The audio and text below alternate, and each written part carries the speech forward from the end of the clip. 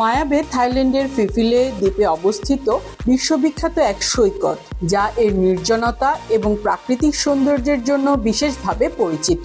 স্বচ্ছ নীল পানি, সাদা বালির সৈকত এবং সবুজ পাহাড়ের ঢালে ঘেরা মায়া বে পর্যটকদের জন্য এক আকর্ষণীয় স্থান।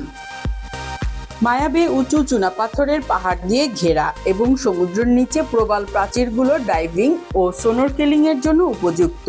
এখানকার জীববৈচিত্র্য বেশ সমৃদ্ধ, বিভিন্ন প্রজাতির সামুদ্রিক মাছ এবং প্রবালের দেখা মেলে। পর্যটকদের চাপ ও পরিবেশগত ক্ষতির কারণে মায়া বে 2018 সালে সাময়িকভাবে বন্ধ করে দেয়া হয়, যাতে এর সামুদ্রিক জীব ও পরিবেশ আগের অবস্থায় ফিরতে পারে।